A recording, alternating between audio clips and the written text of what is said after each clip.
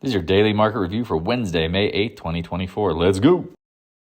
Hey everyone, this is my channel to help investors and traders develop a probability-based mindset to succeed. Also try and keep friends informed of what's going on in the markets and the economy, and also a little real estate content as well. This is Dan Max at eXp Realty, aka the Trading Agent, and this is your daily market review for Wednesday, May 8th, 2024. Hopefully you're having a great day.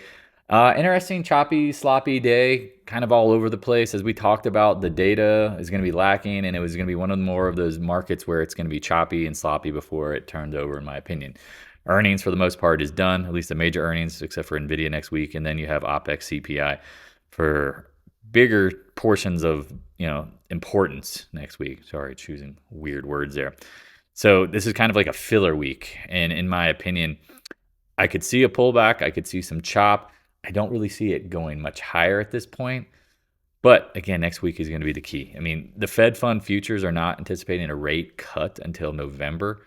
And everyone's getting real excited that somehow just because the jobs and the data continues to weaken that they're going to do something quick. And we know right now that the Feds have a dual mandate.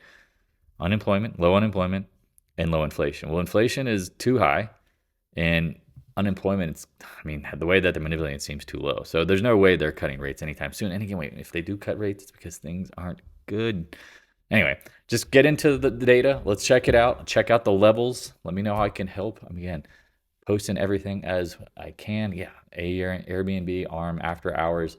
Yeah, it's like beats, wins, misses. Again, that's why earnings is such a crapshoot. So if you have any questions, check out the Discord room, link in the description below. Please follow on Twitter, posting all of our ideas as always. If you're new to the channel, want to chat, check out the Calendly link, hit me up. Willing to always talk with people who are following the channel, how I can best help them influence what their decision might be, whether it's buying, selling, investing in real estate, whether they need help learning, education, anything I can do to help. Influence maybe is the wrong word, but more just how can I help you? How can I serve you? I always tell people, you provide value serving others, and everyone in the world, abundance, universe, whatever, always brings it back. I really do believe that. And so let me know how I can help. Check out the website, tradingagent.com. I'm going to be doing a little bit of updates on that. Also check out the YouTube channel, like, subscribe, hit the notification bell. More than likely you might be watching it from there. That's awesome. Again, check out the educational videos.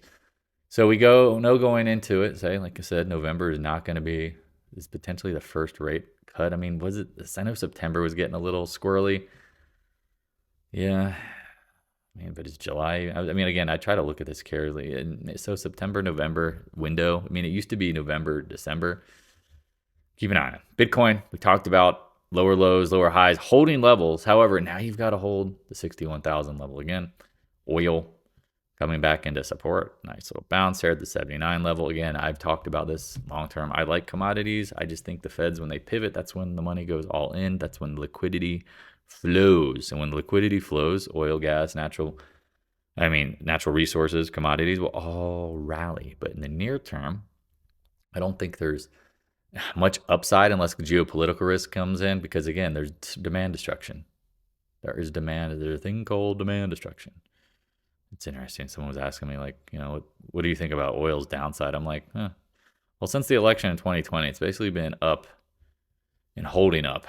I don't know, 40s, 50s, if there's actual massive down move, which again, I think will happen. It's just a matter of when, not if.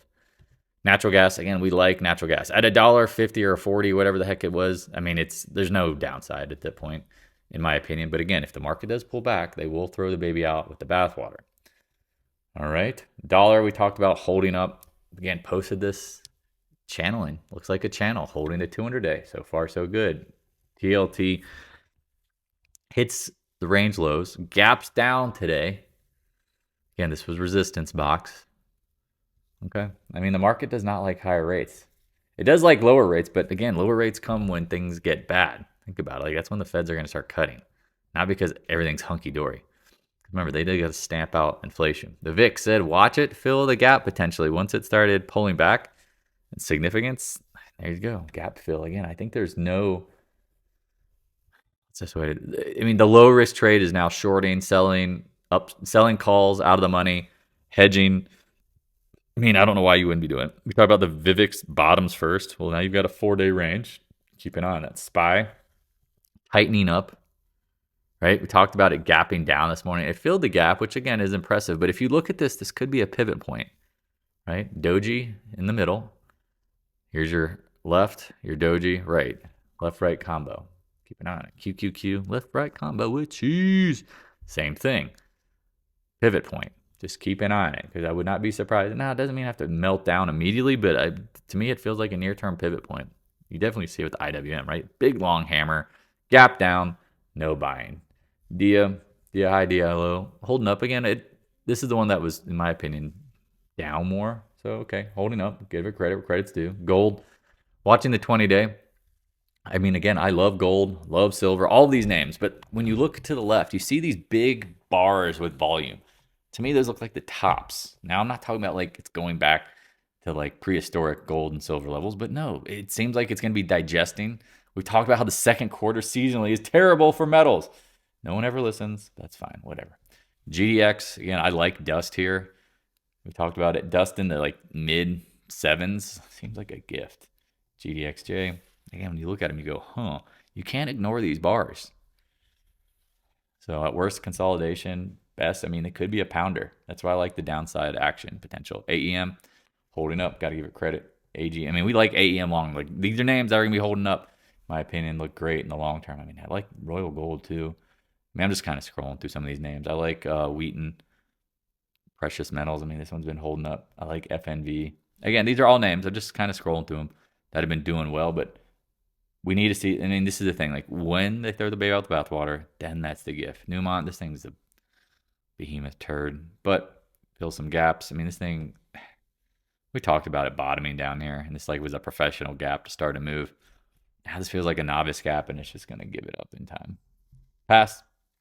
Chop, chop. Fizz, fizz. What a relief it is. Okay, just, yeah, I mean, all these names, just put them on your radar. Is it ARM H? ARM Holdings, right? No, is it ARM? I can't remember. It's, right? Yeah. After hours, it's gapping down at 97. Okay, interesting. Again, this is IPO rips. I mean, it's earnings. Of course, their first earnings were going to be good. That's what you want to do if you IPO. Keeping an eye on that. Taiwan Semi.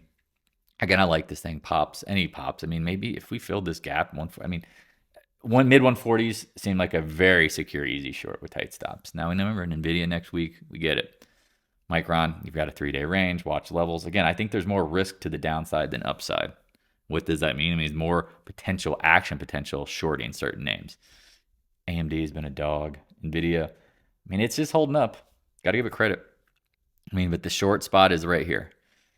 But if it goes into earnings, you might want to hedge. And this is the thing. So if you go short into earnings, buy calls as a hedge. Okay? SMCMI, I mean, you might want to buy the calls today because the VIX is low. Remember, the implied volatility will rise going into next week. Keep that in mind. So here's your idea. Since implied volatility is down, the VIX is down, it might be better to buy upside calls as a hedge if you are short going into earnings. Because again, we talk about this, like you don't know the reaction. SMCI holding the 100-day, chopping around, watching 3-day range, watching this downtrend. Intellectual property, I mean, God, they guided down, I think, some even more today. Talked about downside risk. Ugh. It is a doji, so maybe it's oversold and going to chop. But man, SMH chopping here in the resistance zone. Adobes, we talked about this gapping down, chopping around. Now you've got a 3-day range here. The fruit, Apple, I mean, I'm like begging for any pop to short. I mean, just every day, no one wants it. Buffett selling, I know. Oh, okay. Amazon riding the channel high. I mean, this could be a doble top. I mean, I don't want to get out the McDonald's arches yet on it, but it looks like potentially an M if this is a failure, because here would be like your M. You can draw. I can draw. Meta hit levels today that to me got very interesting shorting. Now, do I want to go all in short on the first day? No, but now I'd be watching for multi-day ranges. CRM, we talked about this one being oversold, right? Chop around, chop around, chop around. Just keep an eye on it, right? Keep an eye on it. Guggenheim popped on earnings, gave it back, filled the gap down, didn't really have any pop. Microsoft, again, it's kind of like, right? Here you go. 415s, watch that area. NDAQ, not surprised, giving it back up again. I think the future of that exchange is just absolute dirt. MicroStrategy, this is the thing, is it leading Bitcoin down? Because it's just like a bigger expanded version of more volatility in Bitcoin, right? So, I mean, if Bitcoin, I mean, this could be a head and shoulders bottom, or this could be the start of the next down move. And the next down move, in my opinion, would probably fill these gaps. It's just, again, in a probability-based game, that's the estimates.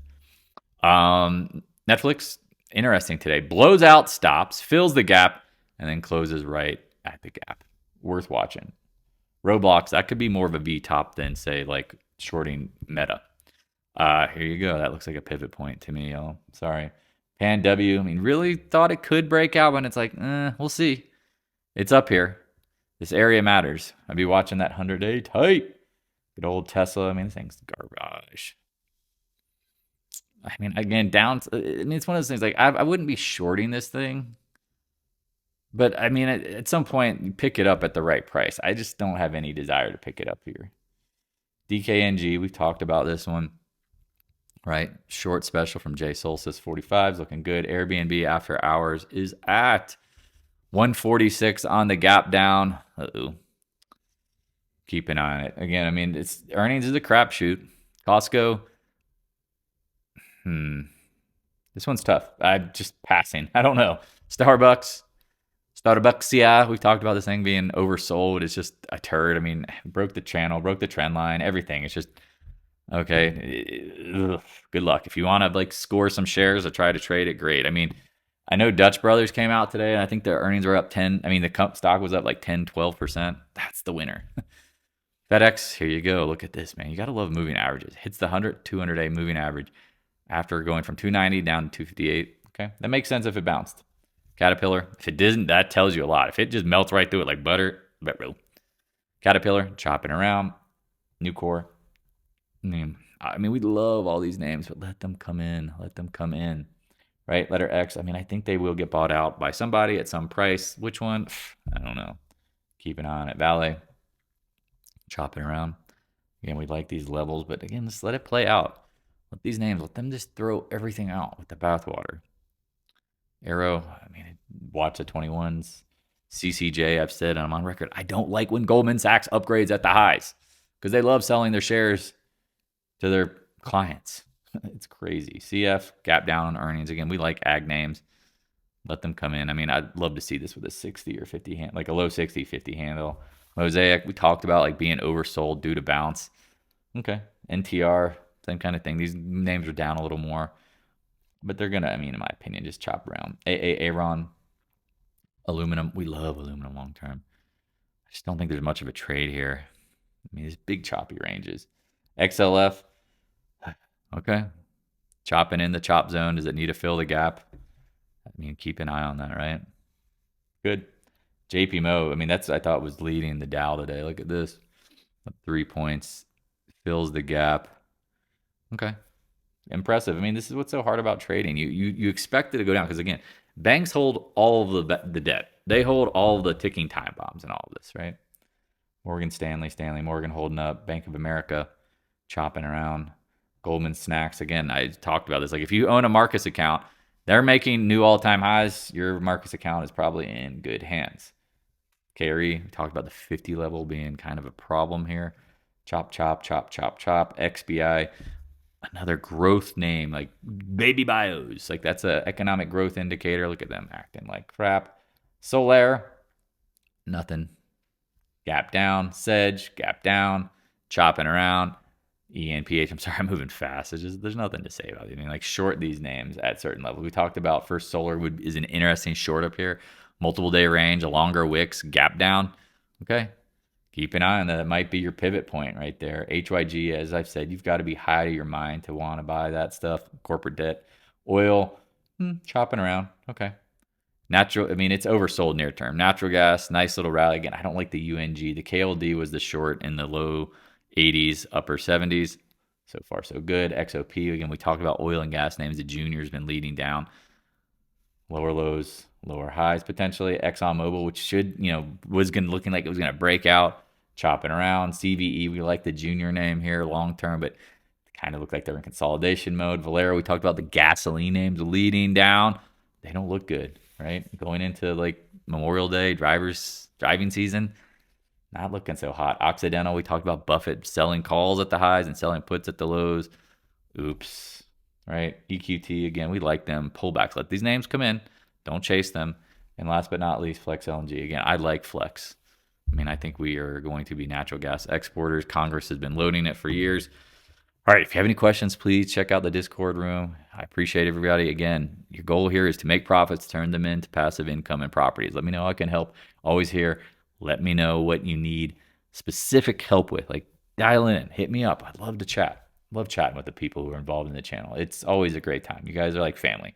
Talk to you guys and gals later. Peace.